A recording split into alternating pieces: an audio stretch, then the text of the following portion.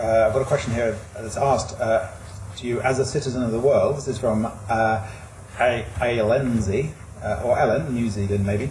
As a citizen of the world, I'm asking, what are your views on global warming and the steps not only your government are taking, but others to minimise the impacts? This might be the biggest issue when we look back in 30 years, we might go, what was that government doing? Well, I hope one of the reasons why we're acting with such urgency on it is that we are doing what we can.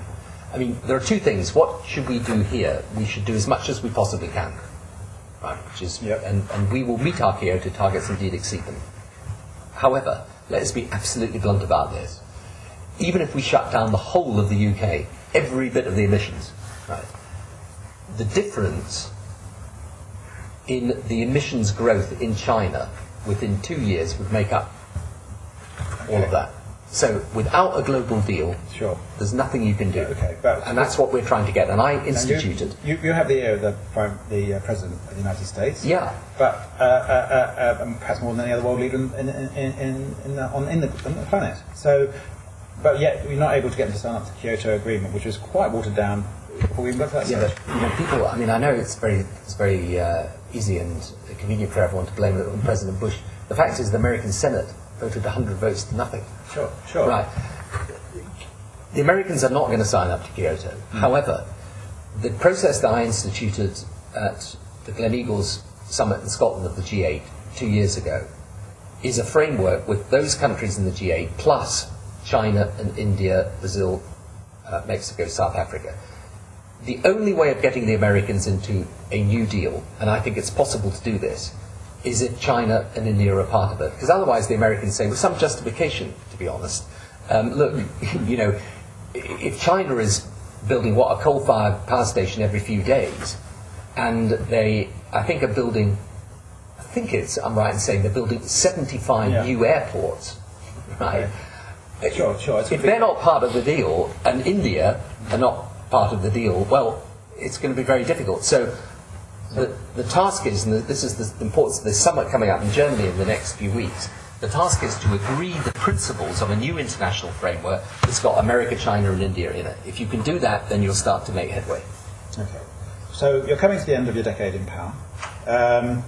Do you think it might be, tactically, a good idea to announce your resignation slightly ahead of the point at which everyone is expecting it, so that if some scandal or other flares up, you're not suddenly boxed in when people are shouting, resign?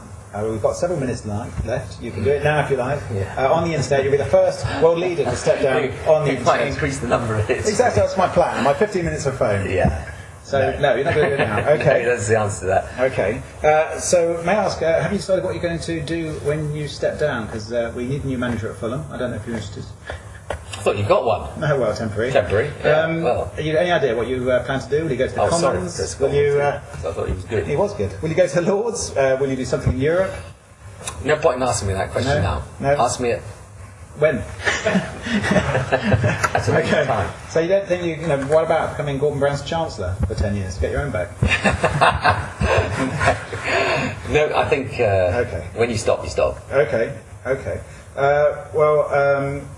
You've had 10 years in power.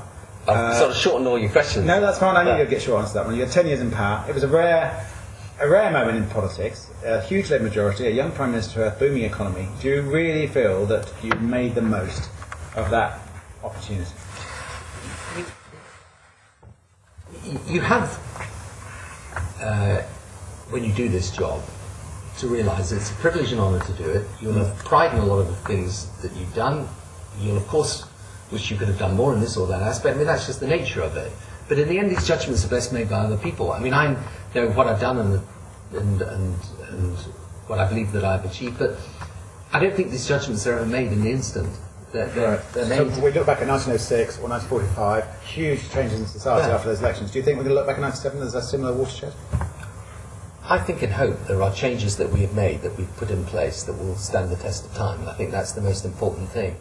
And the interesting thing is, when we came in 1997, and you remember at the time was that extraordinary euphoria, and I always remember that evening. I was always kind of thinking, actually, the tough work begins on May the 2nd. Well, I knew that the best day to be a Labour Party member was May 1st, 1997, and I put that in my book. So I'm under no illusions you look back that euphoria doesn't last. Yeah, and also the interesting thing is, if you take the Attlee government, they never won a second full term. No, they didn't, and that's why this was such a unique opportunity. Yeah.